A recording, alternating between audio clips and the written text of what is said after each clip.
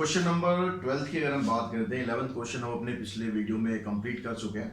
तो 12th question में कहता है in group of student there are 3 boys and 3 girls. 3 boys हैं आपके पास। क्वेश्चन नंबर 12, बॉयज आपके पास है 3 और जो गर्ल्स हैं वो भी है 3। 4 students are to be selected at random from the group.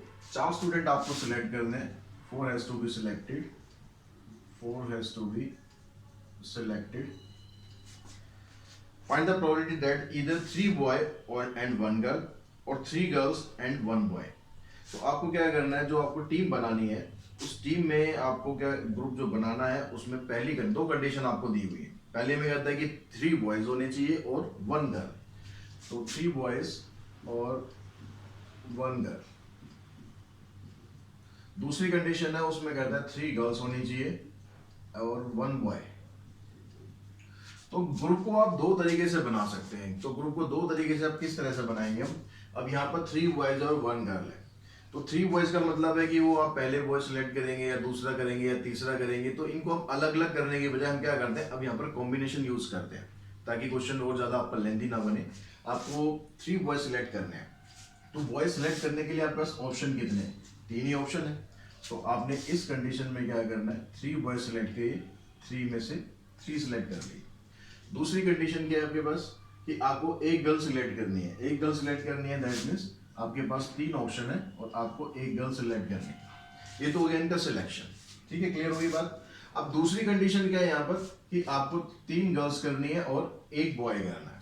तो यहाँ भी सेम ही बात आएगी कि 3 गर्ल्स करनी है तो 3 गर्ल्स ही आपके पास 3C3 इंटू में एक बॉय सिलेक्ट करना है, बॉय भी यहाँ पर 3 है तो आपके पास यहाँ भी ऑप्शन आ गया 3C1। तो ये आपके पास सिलेक्शन आ गया। अब अगर हम इसकी प्रोबेबिलिटी की बात करें कि दोनों केसेस का अगर हम लेंगे, प्रोबेबिलिटी ऑफ इवेंट क्या आ जाएगा आपके पास। आपने ये सिलेक्ट किया, यानी एक तो आप इस तरीके से ग्रुप बना सकते हैं, एक आप इस तरीके से ग्रुप बना सकते हैं। तो जब आपके पास 2 अलग अलग केस आ जाए कि आप ग्रुप ऐसे भी बना सकते हैं या फिर ग्रुप ऐसे भी बना सकते हैं, तो क्या होता है, दोनों के बीच में एडिशन आ जाता है। याद है ना, एंड और दोनों का ध्यान रखना हमेशा। डिवाइडेड बाय, अब क्योंकि प्रोबेबिलिटी आप कर रहे हो तो दोनों ही केस में क्या होना है, आपको 4 स्टूडेंट सिलेक्ट करने हैं। कितने में से सिलेक्ट करने हैं, टोटल मिलाकर आपके पास 6 लोग हैं, उसमें से कोई 4 सिलेक्ट करने हैं, यानी 6C4। ये आपका टोटल आ जाएगा। अब इसको आप सिंप्लीफाई करें तो 3C3 बराबर होता है 1 के। 3C1 को आप सॉल्व करेंगे कॉम्बिनेशन का फार्मूला लगाकर, तो यहां पर आपके पास क्या आ जाएगा, 3 आ जाएगा। इधर भी करेंगे 3C3 1 आ गया, 3C1 3 आ गया। नीचे करेंगे 6C4, तो यहाँ कॉम्बिनेशन का फार्मूला लगाएंगे, फार्मूला आगे आप उसको सॉल्व करेंगे तो 15 आएगा आपके पास नीचे। ठीक है, फार्मूला ध्यान होगा आप लोगों को, मैंने डायरेक्ट लिख दिया। अब यहाँ पर देखो 3 हो गया, 3 हो गया, 6/15, इसको आप कैंसिल करेंगे, 3 2 6 और 3 5 15, तो आपका क्वेश्चन कंप्लीट हो जाएगा, आंसर आ जाएगा 2/5। अब क्वेश्चन नंबर 13 की बात करते हैं। 13 में क्या कहता है, if x is taking up subject mathematics, physics and chemistry in the examination, his probability of getting A grade in these subjects. उसके जो ए ग्रेड लाने की, पढ़ाकू बच्चा है तो उसके जो ए ग्रेड लाने की जो प्रोबेबिलिटी है वो कहता है 0.2 है, किसमें, मैथमेटिक्स में, और फिजिक्स में कितनी है, 0.3 है, और केमिस्ट्री में 0.5 है ए ग्रेड लाने की। तो हम इसको जो ए ग्रेड लाना है इसको हम एक इवेंट मान लेते हैं। Let A be the event. A be the event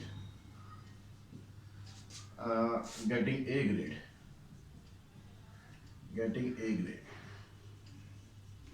अब क्योंकि सब्जेक्ट के अकॉर्डिंग आपको चलना पड़ेगा, तो यहाँ पर हमने लिखा कि जो मैथमेटिक्स है उसमें A ग्रेड ले रहा है, तो इसकी प्रोबेबिलिटी है 0.2। तो इसको हम ऐसा करते हैं, सब्जेक्ट वाइज ले लेते हैं। तो यहाँ पर आप क्या करो, ए ग्रेड ना लेके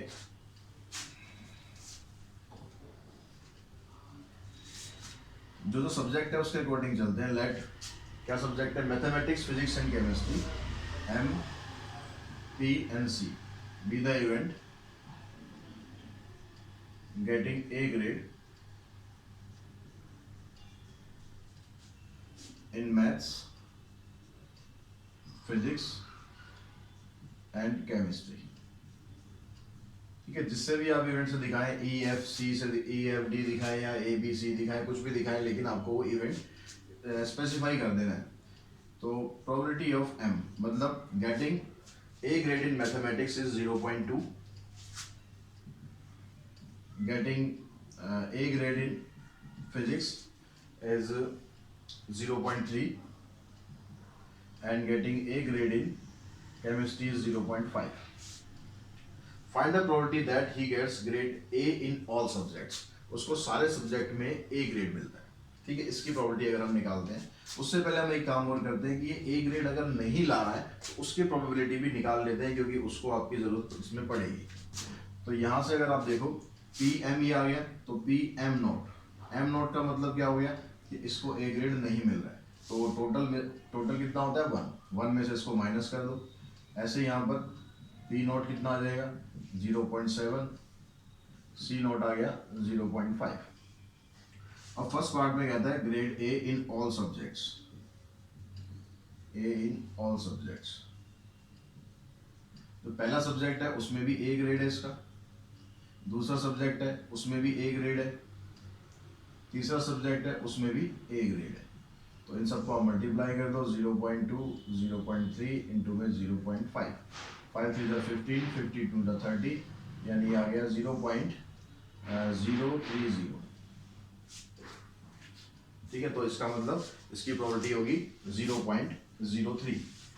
अब यहाँ पर दूसरा पार्ट देखते हैं। दूसरे पार्ट में कहता है ग्रेड A इन 9 सब्जेक्ट, किसी भी सब्जेक्ट में उसको A ग्रेड नहीं मिल रहा, उस केस में क्या बनेगा, ग्रेड A इन 9 सब्जेक्ट्स। किसी भी सब्जेक्ट में अगर A ग्रेड नहीं मिल रहा, इसका मतलब पहले वाले में भी A ग्रेड नहीं है, दूसरे में भी A ग्रेड नहीं है, और तीसरे में भी A ग्रेड नहीं है। तो इसका मतलब जो जिसमें A ग्रेड उसको नहीं मिला उसकी प्रोबेबिलिटी आप मल्टीप्लाई कर दो। इन सबको मल्टीप्लाई करेंगे तो 8 5 जा 40, 40 को इससे करेंगे 4 7 जा 28, तो ये आएगा 0.28। जीरो भी आएगा तो डेसिमल में लास्ट में जीरो लगाने की कोई जरूरत है नहीं। थर्ड पार्ट में क्या कहता है, find grade A in 2 subject, grade A in 2 subject.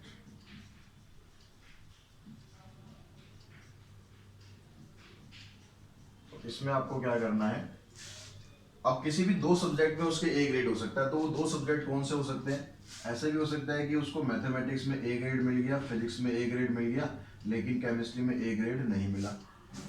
या फिर ऐसे हो सकता है कि फिजिक्स में मैथ्स में A ग्रेड मिल गया, केमिस्ट्री फिजिक्स में A ग्रेड नहीं मिला, केमिस्ट्री में A ग्रेड मिल गया। या फिर ये भी तो हो सकता है कि मैथमेटिक्स में A ग्रेड नहीं मिला, फिजिक्स में मिल गया और केमिस्ट्री में मिल गया। तो ये 3 सिचुएशन हो सकती है जब उसको 2 सब्जेक्ट में A ग्रेड मिल रहा है। अब आप इनकी प्रोबेबिलिटी यहाँ पर पुट कर दो।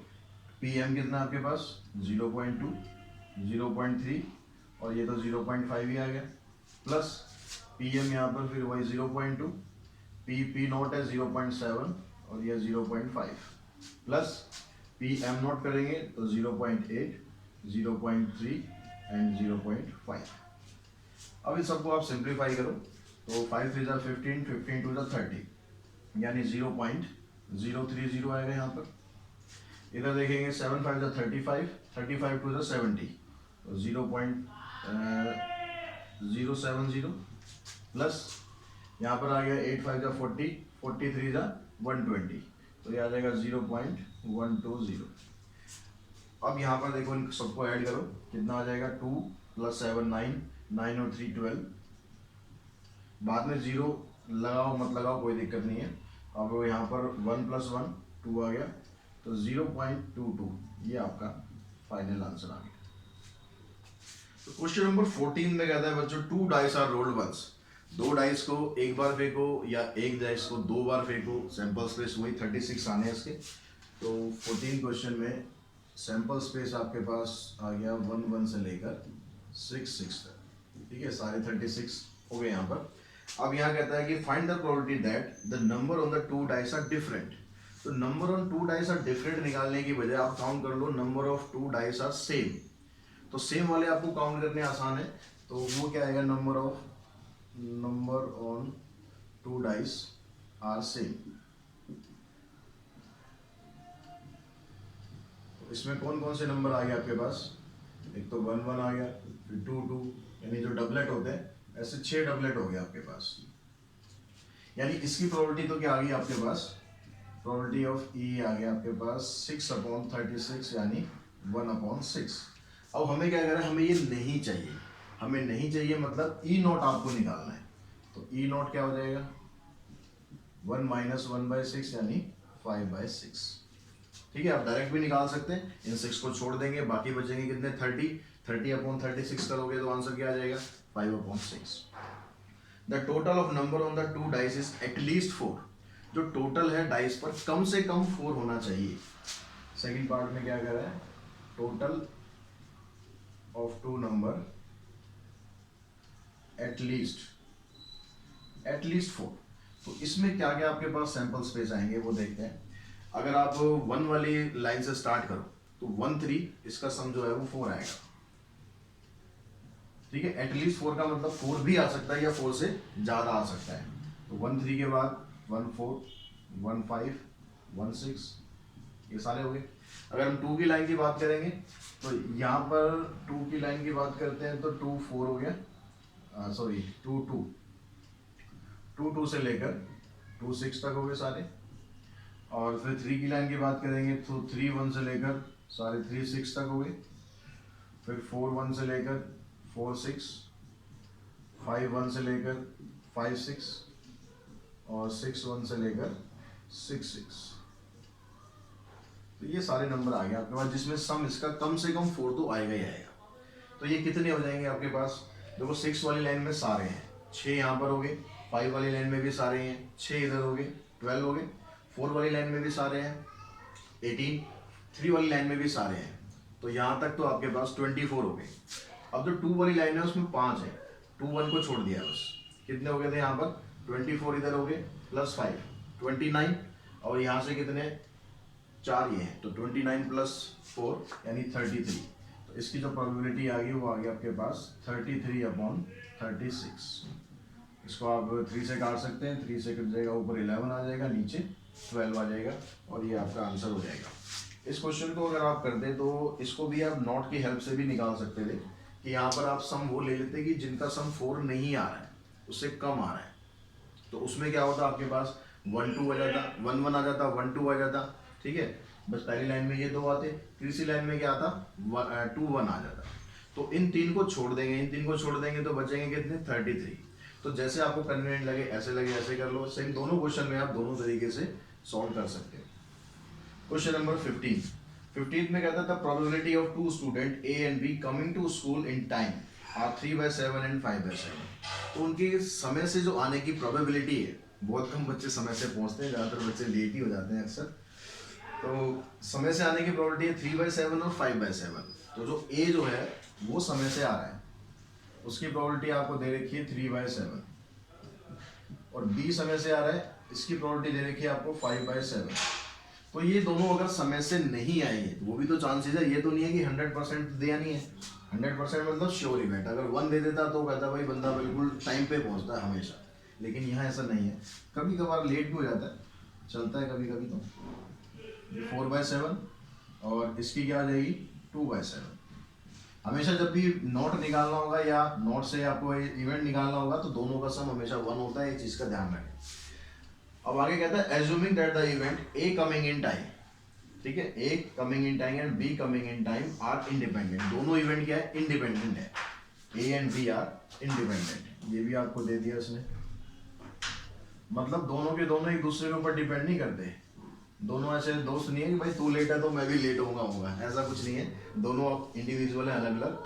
अब कहता find the probability of only one of them coming to school in time. उन दोनों में से कोई एक ही टाइम पर आ रहा है, only one of them coming school in time. तो इसमें क्या होगा आपके पास, अब इसमें 2 केस अराइज हो सकते हैं कि जो ए है वो टाइम से पहुंच गया, बी टाइम से नहीं पहुंचा, या फिर ये हो सकता है कि ए टाइम से नहीं पहुंचा और बी टाइम से पहुंच गया। तो दोनों में से कोई एक ही आपको टाइम पर लाना है। तो यहाँ 2 ये केस बन गया आपके पास, प्रोबेबिलिटी आपके पास दोनों की है, इसकी 3/7 और इसकी होगी 2/7 प्लस पी ए नॉट आ गया 4/7 और पी वी आ गया 5/7। इसको सॉल्व करते हैं 6/49 प्लस 20/49 यानी आ गया 26/49। ये आपका आंसर आ जाएगा क्वेश्चन नंबर 15 का। तो क्वेश्चन नंबर 16 में आपको दिया है Kamal and Monica appear for an interview for 2 vacancies. Kamal और प्रियंका जो है वैकेंसी एक है, वहां पर इंटरव्यू के लिए जा रहे हैं। The probability of Kamal selection is 1/3। कमल के सिलेक्शन होने की प्रोबेबिलिटी जो है वो है 1/3। क्वेश्चन नंबर 16, तो इसको हम पी के लिख लेते हैं। Probability of selection of Kamal is 1/3 and probability of Monica selection is 1/5। Probability of Monica selection is 1/5। अब कहता है find the probability that only one of them will be selected.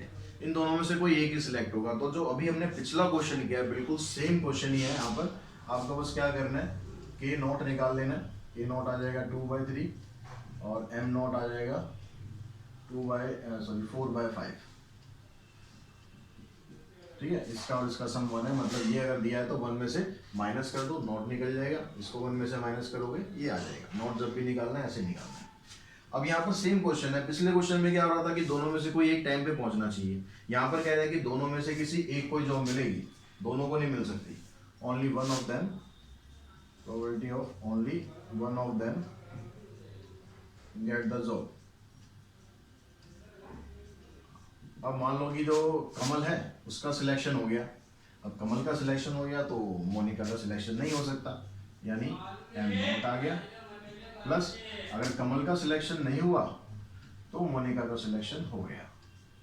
इन दोनों चीज आपके पास दे रखी है। ये 1/3, इधर से 4/5, पी के नॉट आ गया 2/3 और पी एम आ गया 1/5।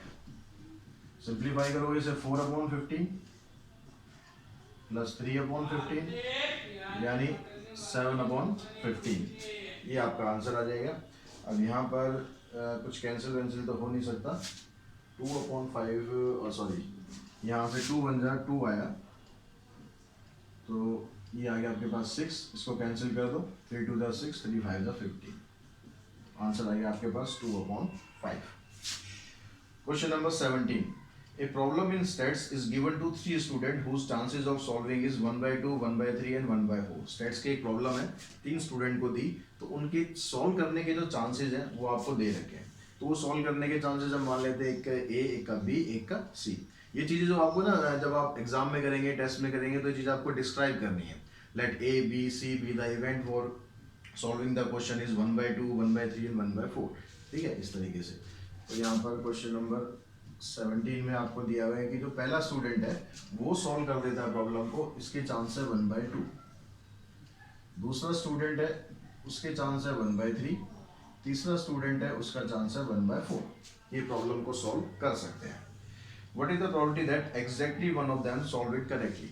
अब यहाँ पर निकालना है कि उनमें से कोई एक ही प्रॉब्लम को सही तरीके से सॉल्व कर रहा है। तो यानी सॉल्व नहीं कर रहा है तो इसके भी हमें चांसेस चाहिए, कितने हो गए। तो पी ए नॉट आ गया आपके पास 1/2, 1 में से माइनस करेंगे तो इसको 1 में से माइनस करेंगे तो 2/3 और इसको 1 में से माइनस करेंगे तो 3/4। अब क्या करना है, probability of solving exactly one of them. उनमें से कोई एक ही प्रॉब्लम को सॉल्व कर पाता है। तो अब आपके पास यहां पर क्या केस बनेंगे, पी ए यानी ए ने सॉल्व कर दी, बी और सी ने सॉल्व नहीं करा, ये हो सकता है। या फिर ए सॉल्व नहीं कर पाया, बी ने सॉल्व कर दी और सी भी सॉल्व नहीं कर पाया। या फिर ए और बी दोनों ही फेल हो गए और बी के पास मौका आ गया अपने नंबर बनाने का, तो बी ने और सॉरी सी ने सॉल्व कर दी। ए और बी फेल हो गए और सी ने सॉल्व कर दी। तो सबकी प्रोबेबिलिटी आपके पास है, बस आपको पुट करना है। यहाँ 1/2, पी बी नॉट हो गया 2/3 और सी नॉट हो गया 3/4 प्लस पी ए नॉट 1/2 आ गया, पी बी कितना है 1/3, सी नॉट कितना हो गया 3/4। यहाँ कुछ काटा पीटी मत करना, सीधा सॉल्व कर देंगे, वो आपको आसान पड़ेगा। ए नॉट कितना आ गया 1/2, बी नॉट आ गया 2/3 और सी आ गया 1/4। अब आपको क्या करना है, ऊपर मल्टीप्लाई करा 6, नीचे क्या आ गया 4 3 12, 12 2 24, यहाँ पर ऊपर आ गया 3, नीचे तो 24 ही रहेगा, उधर आपको क्या ऊपर 2, नीचे आ गया 24। तो डिनोमिनेटर सेम है तो ऊपर डायरेक्टली आप सॉल्व कर दोगे, पहले काटोगे फिर एलसीएम लोगे तो उससे टाइम ज़्यादा ही लगेगा। 6 + 3 9, 9 और 2 11, आंसर आ गया आपका 11/24। ठीक है, क्लियर होगी बात। नेक्स्ट क्वेश्चन पे चलते हैं। नेक्स्ट में क्या कहता है, a machine operate if all of the 3 component function. एक मशीन तभी चलती है जब उसके सारे के सारे कंपोनेंट जो है वो काम कर रहे हैं। अगर कोई भी कंपोनेंट फेल हो जाता है तो मशीन काम नहीं करेगी। The probability that the first component fails during the year is 0.14। एक साल में जो पहला कंपोनेंट है उसके फेल होने की प्रोबेबिलिटी आ गई 0.14। तो इसको हमने ले लिया। अब ये फेल होने की है, फेल होने की मतलब ये नॉट आपको दे दिया एक तरह से, तो ये पी ए नॉट दे दिया उसने कितना 0.14 कि जो पहला कंपोनेंट है वो फेल हो गया। फिर उसके बाद क्या कहता है आगे, the probability that the second component fails is 0.10 and the third component fail is 0.05। तो दूसरा कंपोनेंट भी फेल हो गया, इसकी प्रोबेबिलिटी है 0.10, और तीसरा कंपोनेंट भी फेल हो गया, इसकी प्रोबेबिलिटी है 0.05। ठीक है, अब ये फेल होने की प्रोबेबिलिटी है तो मतलब ये कंपोनेंट चल रहे हैं बढ़िया से फंक्शन कर रहे हैं, इसकी प्रोबेबिलिटी क्या हो जाएगी, इसकी प्रोबेबिलिटी होगी यहाँ पर ए 0. कितना हो जाएगा 86। अब यहाँ परसेंटेज में दिया है, परसेंटेज में दिया तो 100 में से माइनस कर दो। ठीक है, तो ये पॉइंट में दिया, डेसिमल में दिया हुआ, या फिर आप इसको फ्रैक्शन में निकाल के फिर सॉल्व करो। अब बात एक या नहीं है 0.90, इनका जो टोटल है वो 1 आना चाहिए, तो पी सी ये आ गया 0.95, तीनों निकल गए। अब क्वेश्चन में क्या पूछता है, what is the probability that the machine will fail during the year. Machine जो है एक साल में फेल जरूर होगी। Probability of machine will fail during the year.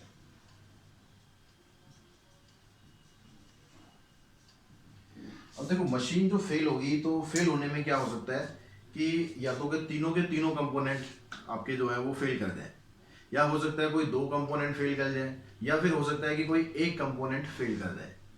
तो आपके पास यहाँ क्या क्या क्या कंडीशन बनेगी कि ए फेल हो गया 2 चल रहे हैं, बी फेल हो गया 2 चल रहे हैं, सी फेल हो गया 2 चल रहे हैं, मशीन फेल। लेकिन ऐसा हो सकता है कि भाई 2 फेल हो गए, तीसरा चल रहा है, ए बी फेल तीसरा सी चल रहा है, या ए सी फेल बी चल रहा है, या बी सी फेल ए चल रहा है, ऐसे हो सकता है। या फिर हो सकता है कि तीनों के तीनों फेल हो गए। तो ये सारा कुछ निकालने की बजाय हम ऐसा करते हैं ना कि टोटल में से हम वो केस निकाल लेते हैं जिसमें मशीन चल रही है। तो हम क्या करते हैं इसमें ये सारा कुछ ना करके, क्योंकि ये काफी लंबा हो जाएगा, आपके पास कई सारे केस बन जाएंगे आपके पास।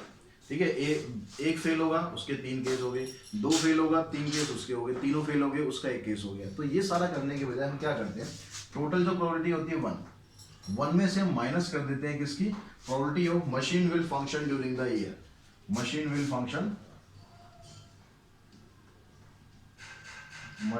Function properly during the year. ठीक है, वो आगे लिख लेना। अब यहाँ पर मशीन कब फंक्शन करेगी, जब उसके तीनों के तीनों कंपोनेंट बढ़िया तरीके से चलेंगे। अब तीनों कंपोनेंट अगर बढ़िया तरीके से चलेंगे तो क्या मतलब हो गया, पी ए भी सही चल रहा है, पी बी भी सही चल रहा है, और पी सी भी सही चल रहा है, तीनों कंपोनेंट उसके बढ़िया चल रहे हैं। अब यहाँ पर टोटल आपके पास क्या है 1 माइनस ए कितना है 0.86, इनटू में 0.90, इनटू में 0.95। अब आपको क्या करना है, 1 में से इन सबका जो डिवीजन मल्टीप्लिकेशन है वो माइनस करना है। थोड़ा ये लेंथी टास्क बन गया, तो इसका आप मल्टीप्लिकेशन यहाँ पर कर सकते हैं। मल्टीप्लिकेशन कैसे करेंगे, 86 को और 95 को पहले इनको मल्टीप्लाई कर लेंगे और 9 को मल्टीप्लाई कर लेंगे। ठीक है, मैं मल्टीप्लाई करके डायरेक्टली लिख रहा हूँ, आप मल्टीप्लाई करके देख लेना इसको, ठीक आ रहा है आपका आंसर या नहीं आ रहा। तो इसको मल्टीप्लाई करके इन तीनों को मल्टीप्लाई करके आपके पास ये आ जाएगा। अब डेसिमल के बाद ये लास्ट में जो 0 होती है इनकी कोई वैल्यू नहीं है, इनको आप हटा भी सकते हैं। अब 1 में से आप इसको माइनस कर दें तो ये आपका आंसर आ जाएगा। अब ये हो गया 10 - 3 7, 9 - 5 4, 9 - 3 6, 9 - 7 2.0। तो ये आपकी प्रोबेबिलिटी आ जाएगी जब आपकी मशीन बिल्कुल चकाचक पूरे साल काम करती रहेगी। तो क्वेश्चन नंबर 19 में बच्चों कहता है A can hit a target 4 times out of 5 times. A जो है अगर 5 बार उसको मौका मिलता है तो वो 4 बार बिल्कुल सही निशाना लगा देता है। तो जो ए के हिट करने की प्रोबेबिलिटी है वो कितनी है 4 आउट ऑफ 5, यानी बी ए आपको दिया हुआ है 4/5। तो टारगेट बिल्कुल सही हिट करता है। और बी जो है वो टारगेट को 3 टाइम्स कर पाता है आउट ऑफ 4 टाइम्स। बी क्या कर रहा है, टारगेट को हिट करता है 3 times out of 4 times. And C can hit 2 times out of 3 times. और सी जो है इसी टारगेट को हिट करता है 2 टाइम्स आउट ऑफ 3 टाइम्स। तो ये आपको दिया हुआ है they are simultaneously find the probability that. अब पहले क्या करते हैं, इन तीनों का भी निकाल लेते हैं कि टारगेट को हिट नहीं कर पाते। तो वो क्या आ जाएगा आपके पास, P A not. P A not कितना आ गया, पी ए नॉट आ गया आपके पास, ये 4/5 है तो ये आ जाएगा 1/5। पी बी नॉट कितना आ गया 1/4। और पी सी नॉट कितना आ जाएगा 1/3। तीनों का ये पता लग गया। और फर्स्ट पार्ट में कहता है कि any 2 out of A B C will hit the target. Any 2, probability of any 2 hit the target. कोई 2 टारगेट को हिट करेंगे तो ऐसा हो सकता है कि ए ने हिट किया, बी ने हिट किया, सी ने हिट नहीं किया, या फिर ए ने हिट किया, बी ने नहीं किया और सी ने हिट कर दिया, या फिर ए ने हिट नहीं किया, बी ने कर दिया और सी ने कर दिया। तो इस तरह से 3 केस पॉसिबल हो गया आपके पास। पी ए की वैल्यू 4/5, पी बी की वैल्यू 3/4, पी नॉट सी कितना आ गया 1/3। पी ए 4/5, ये आ जाएगा यहाँ से 1/4, पी बी नॉट और ये आ गया 2/3। प्लस ऐसे यहाँ करो, पी ए नॉट आपके पास है कितना 1/5, पी बी कितना है 3/4 और पी सी है 2/3। इसको सिंप्लीफाई करो, 4 3 जा 12, 12 में नीचे कितना आ गया 5 4 जा 20, 23 जा 60। इस तरह के क्वेश्चन जब भी आएंगे ना, इसको कैंसिल मत करो कभी पहले, उल्टे आपका काम बढ़ेगा उससे। सीधा बस मल्टीप्लाई करते जाओ। ऊपर आ गया 8, नीचे डिनोमिनेटर सेम ही रहना है 6। अब क्या करना है, ऊपर सीधा ऐड कर दो, 12 और 8 20 प्लस 6 26/60। 2 से कैंसिल करोगे तो ये आ जाएगा 13/30। ये आपका आंसर आ जाएगा। अब इसका जो सेकंड पार्ट है उसमें कहता है none of them will hit the target. इनमें से कोई भी टारगेट हिट ही नहीं कर पाया, सबके जो निशाने हैं वो फेल हो गए। None of them hit the target. कभी कभी होता है बुरा दिन जब आपका टारगेट सारे के सारे मिस हो जाते हैं। तो यहाँ पर क्या हो जाएगा कि जो ए है वो भी हिट नहीं कर रहा, बी भी हिट नहीं कर रहा और सी भी हिट नहीं कर रहा। तो इन सब के तीनों के नोट ले लो बस, 1/5, 1/4, 1/3। इसको मल्टीप्लाई करेंगे, 5 4 जा 20, 23 जा 60। तो 1/60 आ जाएगी प्रोबेबिलिटी जब तीनों में से कोई भी टारगेट हिट नहीं करेगा। क्वेश्चन नंबर 20th क्वेश्चन में कहता है A speak truth in 75% of the cases. A जो है वो 75% ऑफ द केस में सच बोलता है, कभी कभी झूठ भी बोल देता है। तो ए की प्रोबेबिलिटी क्या हो जाएगी, पी ए कितना हो गया 75% है। 75% यानी 75/100, तो 25 से कैंसिल हो जाएगा, तो 3 टाइम्स आउट ऑफ 4।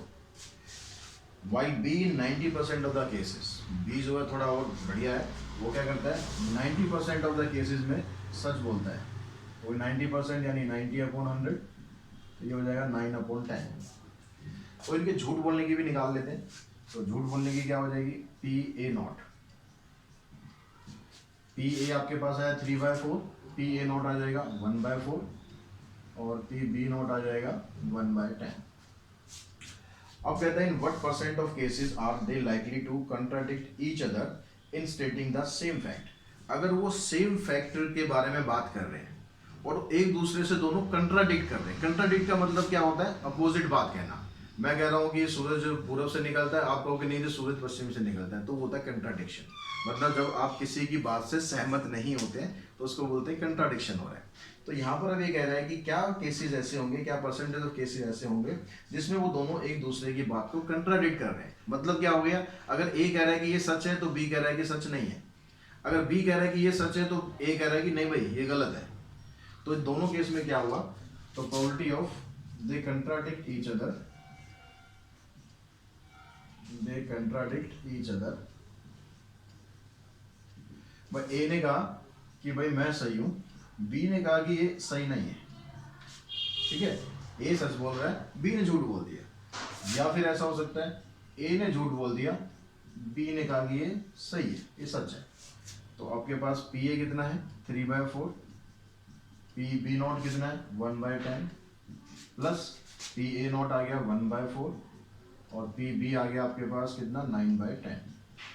इसको सिंप्लीफाई करेंगे 3/40 और प्लस में 9/40, 12/40 हो गया। यानी 12/40 का मतलब इसको आप काट दो कितने से, 4 से कट जाएगा, 4 3 जा 12, 4 10 जा 40, तो 3/10 इसकी प्रोबेबिलिटी हो गई। लेकिन ये परसेंटेज में पूछ रहा है, परसेंटेज में पूछ रहा है, तो जो 3/10 आया इसको क्या करना है आपको 100 से मल्टीप्लाई कर दो, ये कैंसिल। तो 30% ऑफ द केस ऐसे होंगे जब दोनों एक दूसरे की बात को काटेंगे। अब आगे एक चीज और पूछ रहा है, do you think that statement B of B is true. तो यहाँ पर हम कह सकते हैं कि हाँ जो बी बोल रहा है वो सच बोल रहा है, क्योंकि बी की सच बोलने की प्रोबेबिलिटी कितनी थी 90% की। तो अगर दोनों आपको कोई स्टेटमेंट देंगे तो आपके पास हमेशा ये रहेगा कि भाई बी सच ज़्यादा बोलता है, तो बी की बात को ही आप मानेंगे। नॉर्मली भी ऐसे होता है, जो हमेशा सच बोलता है या ठीक बात बोलता है, हम जल्दी उसकी बात पे विश्वास कर लेते हैं। तो आप इसमें लिख सकते हो कि yes B can be true because it is most likely outcome. ये सबसे ज़्यादा आने वाला आउटकम है कंपेरिजन, इन दोनों के कंपेरिजन में। तो आप इसमें लिख देंगे yes because it is more likely, more likely that B is true. ठीक है। 21st क्वेश्चन है, उसमें कहता है एक bag contains 1 black and 2 white ball. एक तो ब्लैक बॉल है और 2 व्हाइट बॉल है। और उसके बाद यहां से कहता है drawing from the bag consist of taking a ball from the bag and keeping it out if it is a white but putting it back if it is black. तो calculate the probability that the first draw ball is a white ball. अब यहाँ पर question को जरा समझो, question में क्या कहता है, ये कहता है bag contain 1 black and 2 white ball, यहाँ तक तो क्लियर होगी बात। आगे कहता है drawing from the bag consist of taking a ball from the bag and keeping it out if it is white. आपने जब बॉल निकाली उसमें से और बॉल जब आपने व्हाइट निकाल ली तो आप उसको वापस बैग में नहीं डालेंगे, ठीक है। And while but putting it back if it is black, लेकिन अगर ब्लैक बॉल आपने निकाल ली तो आप वापस उसको बैग में डाल देंगे। क्या क्वेश्चन में बोल रहे हैं, आपने व्हाइट बॉल निकाली तो आपको वापस नहीं डालना है। यानी अगर व्हाइट का केस आता है तो मतलब ये बन गया विदाउट रिप्लेसमेंट, आपको बैग नहीं डालनी। अगर ब्लैक बॉल निकलती है तो आपको उसको रिप्लेस कर देना है, ये कंडीशन होगी। अब यहां पर कहता है calculate the probability that the first drawing is a white ball, कि जो पहली बॉल आपने निकाली, पहली बॉल निकाली आपने कौन सी, व्हाइट। अब यहां पर फर्स्ट केस में probability of first drawing is a white ball.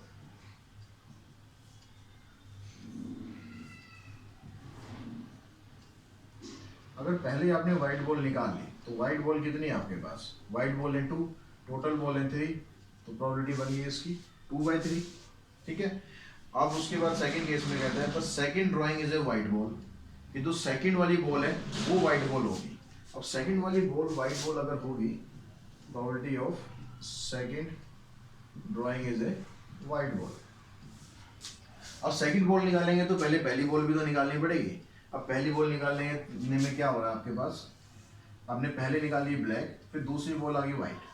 या फिर ये भी हो सकता है कि पहली बॉल आपने व्हाइट निकाली और दूसरी बॉल भी व्हाइट ही निकाल ली, क्योंकि व्हाइट तो 2 बॉल है ही आपके पास। अब यहाँ पर जो इसकी प्रोबेबिलिटी होगी उसको जरा ध्यान से समझना। अब प्रोबेबिलिटी ऑफ ब्लैक आपने निकाली। अब ब्लैक में क्या हो रहा है, विद रिप्लेसमेंट हो रहा है। विद रिप्लेसमेंट क्या है में क्या है, इंडिपेंडेंट इवेंट है। लेकिन जब आपने पहली बॉल व्हाइट निकाली तो यहाँ पर डिपेंडेंट इवेंट है।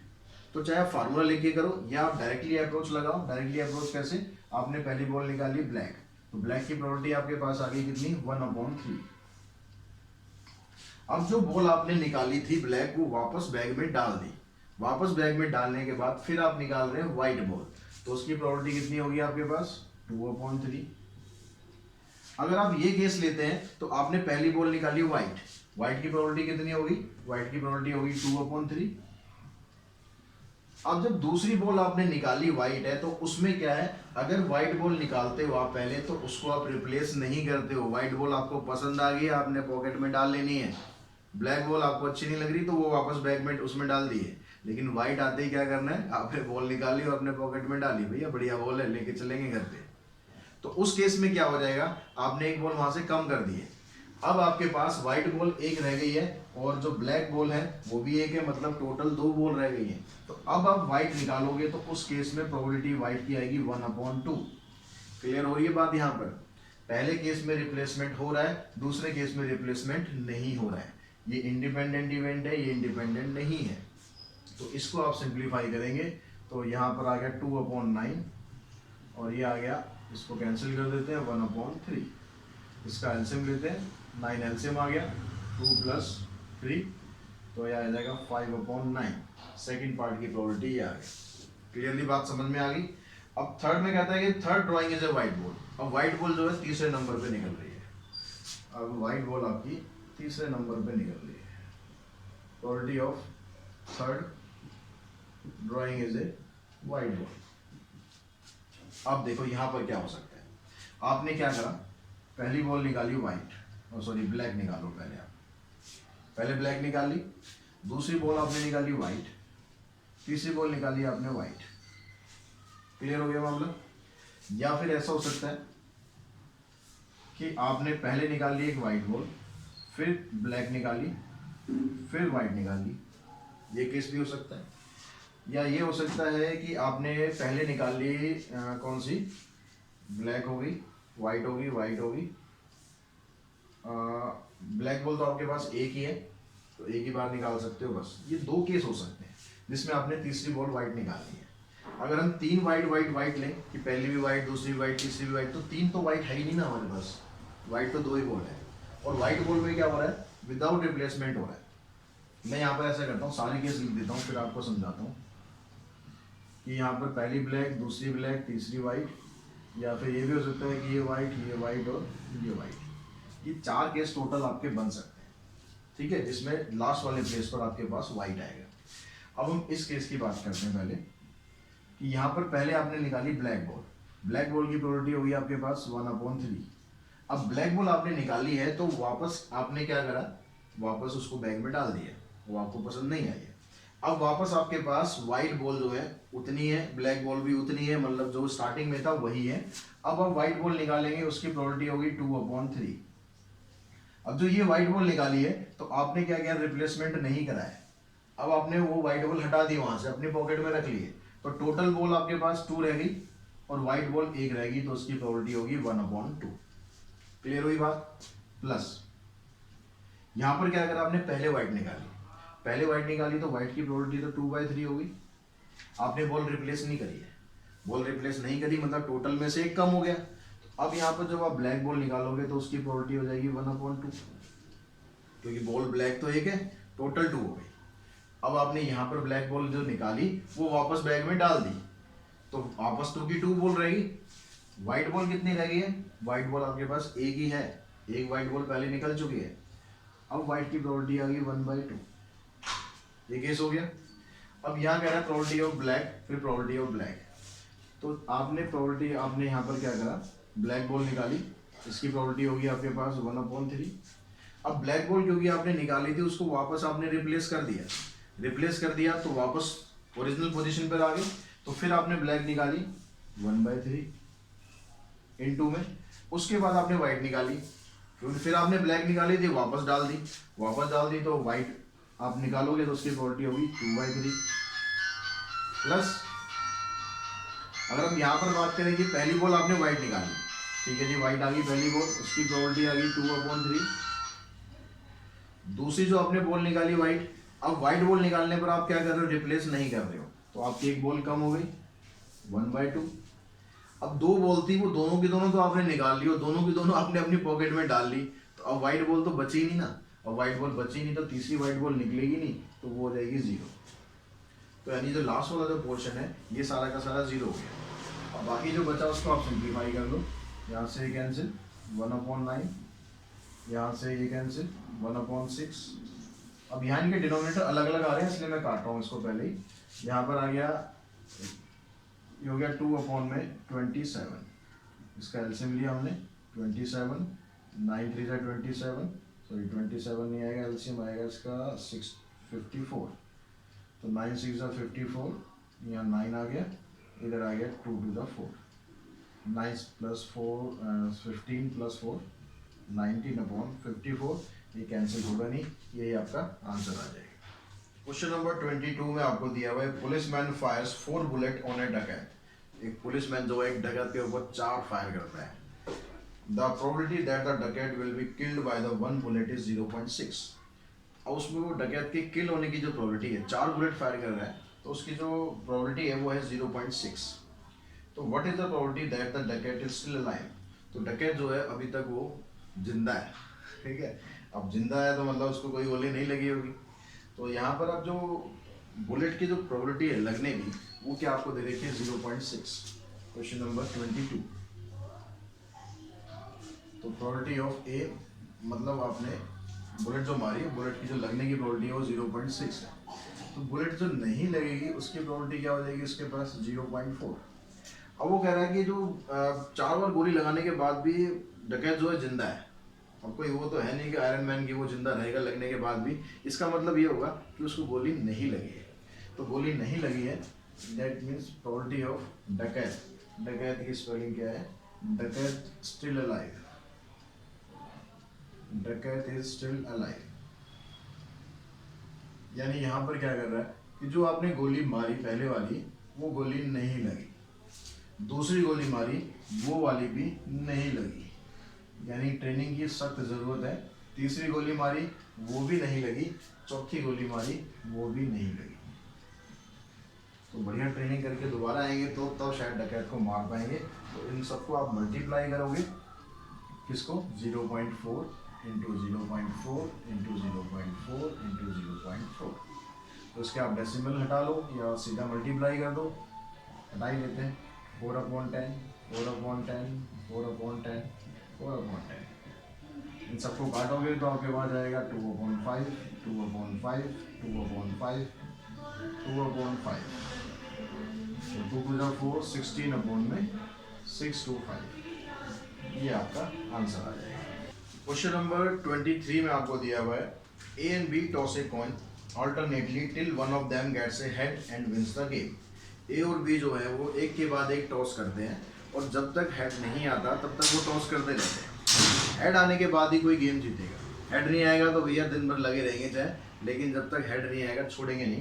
तो अब यहाँ पर क्या कहता है, इफ ए स्टार्ट फर्स्ट, अगर ए ने पहले स्टार्ट किया, then find the probability that B will win the game. तो बी वो गेम जीतेगा, इसकी प्रोबेबिलिटी आपको बतानी है। तो हम क्या करते हैं यहाँ पर, अगर ए पहले स्टार्ट करता है, एक तो हम क्या करते हैं, ए के जो जीतने की प्रोबेबिलिटी है, ए विंस, ए विंस मतलब इसको हम ए से दिखाएंगे। अगर कॉइन को हम टॉस करते हैं, कॉइन को हेड है या टेल है, प्रोबेबिलिटी तो 1/2 रहेगी, तो इसकी जीतने की प्रोबेबिलिटी होगी 1/2। तो जीतने की प्रोबेबिलिटी इसकी नहीं होगी, वो भी 1/2 आएगी, क्योंकि 1 में से इसको माइनस करोगे ये आएगा। सेम केस यहाँ पर बी में आएगा कि प्रोबेबिलिटी ऑफ बी विंस, क्योंकि यहाँ पर कॉइन टॉस कर रहे हैं तो उसके जीतने की प्रोबेबिलिटी 1/2 है, हारने की भी 1/2 है।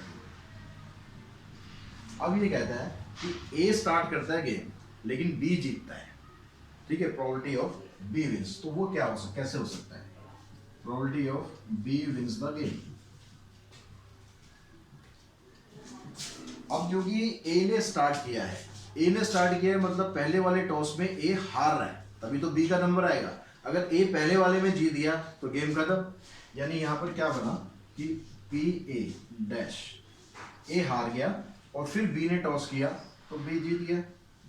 एक तो ऐसे हो सकता है, या फिर जरूरी थोड़ी ना कि बी पहली बार में जीत जाए, इतना लकी ना हो, तो उसको लिए उसको दूसरा चांस लाना पड़ेगा। दूसरा चांस अगर आएगा तो क्या होगा भाई, ए हार गया, दूसरी बार में बी भी हार गया, फिर ए ने टॉस किया वो भी हार गया, तभी बी का नंबर आया, अब बी यहाँ पर जीत गया। अब हो सकता है कि दूसरी बार में भी ना जीते, तीसरी बार में बी जीते, तो क्या होगा भाई, ए हार गया, बी भी हार गया, फिर ए का नंबर आया वो हार गया, फिर बी का नंबर आया वो हार गया, फिर दोबारा ए का नंबर आया, फिर ये हार गया, अब जाके बी जीता। लेकिन ये तो जरूरी नहीं है कि ना तीसरी बार में बी जीतेगा, तो कहाँ तक करेंगे, करते रहेंगे ना, चाहे दिन भर लगे रहेंगे, क्या कर, कुछ काम वाम है नहीं, बस टॉस करते रहना है। अब यहाँ पर इसी तरह अगर आप चलते रहोगे तो ये इन्फिनिटी तक चलता रहेगा, इन्फिनिटी तक चलता रहेगा। तो इसका सम कैसे करें, पहले हम इसकी वैल्यू लिख लेते हैं, फिर हम सम करते हैं। ए नॉट की वैल्यू 1/2, ये भी 1/2, सारे 1/2 है, यहाँ तो कुछ सोचने की जरूरत है नहीं, तो 1/2 लिखते जाओ। ठीक है, ये 1/2 1/2 1/2 इस तरह से चलते रहे। तो इसको आप ऐसे भी लिख सकते हो भाई, ये 1/2 का स्क्वायर है, ये 1/2 की पावर 4, फिर 1/2 की पावर 6, इस तरह से चलता रहेगा। तो अब हम इसका सम कैसे करेंगे, अब इसका सम करने के लिए आपको जाना पड़ेगा सीक्वेंस एंड सीरीज पे। जिसने वो चैप्टर कर रखा है बहुत बढ़िया तरीके से, तो उसको पता होगा कि इसका सम कैसे होगा।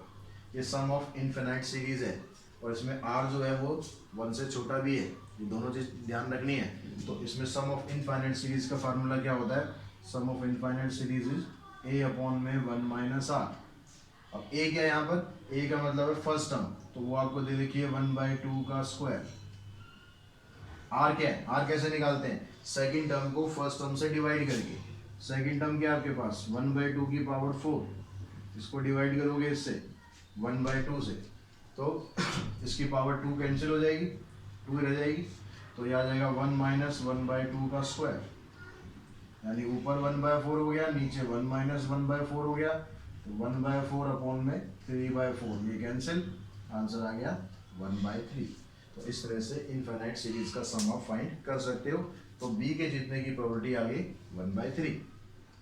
बच्चों क्वेश्चन नंबर 24 भी लगभग इसी तरह का है, पर यहाँ पर कॉइन टॉस नहीं हो रहा, यहाँ पर डाइस थ्रो हो रही है। A and B throw a pair of dice alternately till one of them gets a total of 10। जब तक उनको पेयर फेंक रहे हैं और जब तक उनको टोटल 10 नहीं मिलता तब तक वो फेंकते रहते हैं। भाई ये दोनों भी वेले हैं, ये काम यही करते रहते हैं भाई, जब तक 10 नहीं आएगा छोड़ेंगे नहीं और गेम जीतेंगे। तो find the respective probability of winning if A start first. तो अगर ए स्टार्ट करता है तो दोनों के जीतने की बतानी है, यहाँ पर ए के जीतने की भी बतानी है, बी के जीतने की बतानी है। तो पहले हम क्या करते हैं, अब क्योंकि पेयर ऑफ डाइस फेंक रहा है, तो उसमें जो सैंपल स्पेस होता है आपका पूरा क्या आता है, वो 1 से लेकर 6 तक। अब इसमें जो ए इवेंट है उसमें कहता है कि इसका जो टोटल है वो 10 आना चाहिए। तो टोटल जो 10 है वो कहाँ आ सकता है, टोटल 10 देखो 1 की लाइन में कहीं आएगा नहीं, 2 में नहीं आएगा, 3 में नहीं आएगा, 4 से स्टार्ट होगा, 4 6 पर या फिर 5 5 पर, और कौन सा आ जाएगा 6 4। ये 3 इवेंट ऐसे होंगे जिसमें उसका टोटल 10 आ सकता है, बाकी कहीं पर भी 10 नहीं आएगा। तो यानी ए अगर स्टार्ट करता है तो ए की जो जीतने की प्रोबेबिलिटी है वो कितनी हो जाएगी, 3/10 और सॉरी 36, टोटल तो 36 है, 3/36 यानी 1/12।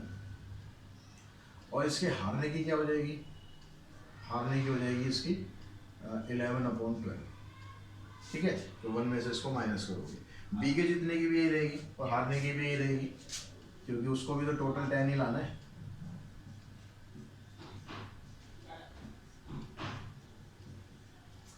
अब कहता है अगर ए गेम स्टार्ट करता है तो दोनों के जीतने की प्रोबेबिलिटी बताइए। तो पहले हम क्या करते हैं, ए के जीतने की प्रोबेबिलिटी निकालते हैं, प्रोबेबिलिटी ऑफ ए विंस। पहली बार में ए ने जैसे ही डाइस थ्रो करी, टोटल 10 आ गया, ए जीत गया, खुशी हमारे चिल्ला पड़ा और पहली बार में उसका काम बन गया, यानी ए गेम जीत गया। अब ए गेम जीत गया तो खत्म गेम आपकी। लेकिन जरूरी नहीं है कि पहली बार में वो जीते। तो क्या करते हैं, ए ने टॉस किया, ए का टोटल 10 नहीं आया। अब क्योंकि हम क्या कर रहे हैं यहाँ पर ए को जिता रहे हैं, पार्शलिटी कर रहे हैं थोड़ी, अभी हम ए को जिता रहे हैं। तो दूसरी बार में जब बी ने चला तो बी का टोटल 10 नहीं आया। अब फिर दोबारा ए ने चला, ए का टोटल 10 आ गया, ए जीत गया। लेकिन किस्मत अगर साथ ना दे तो जरूरी तो नहीं कि जल्दी जीत जाओगे, टाइम लगेगा, मेहनत लगेगी। वैसे इसमें मेहनत तो कुछ है नहीं, बस पासे फेंकने। पहली बार में ए नहीं जीता, दूसरी बार में भी बी नहीं जीता, फिर ए नहीं जीता, फिर दोबारा बी नहीं जीता, तब जाके ए तीसरी बार में जीत गया। तो ऐसे ही अगर चलता रहेगा ये केस तो कभी ख़त्म नहीं होगा। तो ये भी सीरीज जो आपकी इनफिनाइट सीरीज बन जाएगी।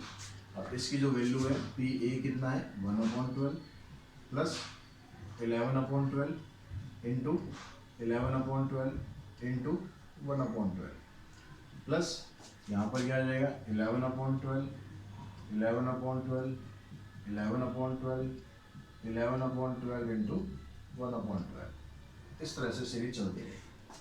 तो यहाँ पर ए जो आपका क्या बन गया, ए बन गया 1/12 और आर क्या बन गया, जब आप इसमें से इसको डिवाइड करोगे तो ये दोनों कैंसिल हो जाएंगे, बस ये बचेगा आपके पास 11/12 इंटू 11/12 यानी 1 to 1/144। तो इसका अगर आप सम करेंगे, सम ऑफ इनफाइनाइट सीरीज, तो कितना आ गया आपके पास ए अपॉन में वही फार्मूला। तो ए की वैल्यू आ गई 1/12, इसकी वैल्यू होगी 1 माइनस 1 to 1/144। इसका हम एलसीएम लेते हैं, तो एलसीएम करके आपके पास क्या आ जाएगा 1/12 अपॉन में 144 144 माइनस 1 to 1। इससे अब कैंसिल कर देंगे 12 पर, ये 12 ऊपर शिफ्ट कर देंगे, नीचे क्या आ जाएगा 4 माइनस 1 3 4 माइनस 2 2। तो ए के जीतने की प्रोबेबिलिटी आ गई आपके पास 12/23। तो क्या आ गया, प्रोबेबिलिटी ऑफ ए विंस, ये आ गया 12/23। अब हमें निकालना है, अगर दोनों की बतानी है, ए की भी और बी की भी। अब हम निकालते हैं प्रोबेबिलिटी ऑफ बी विंस। अगर ए गेम नहीं जीता तो बी जीतेगा। तो बी की जीतने की क्या आ जाएगी, टोटल जो प्रोबेबिलिटी होती है 1 में से आप ए के जीतने की माइनस कर दो, 1 माइनस 12/23। इसको आप एलसीएम लेके सॉल्व करोगे तो आ जाएगा 11/23। तो बी इस तरीके से जीत सकता है, इतने उसके चांसेस हो सकते हैं। ठीक है, तो इस क्वेश्चन के साथ ही हमारी एक्सरसाइज 12.6 कंप्लीट हो जाती है। तो आज के इस वीडियो में इतना ही करते हैं। बाकी क्या है, 2 टॉपिक अभी हमारे प्रोबेबिलिटी के और रह गए, उसको नेक्स्ट वीडियो में करते हैं। आज के लिए इतना ही। Thanks to all of you.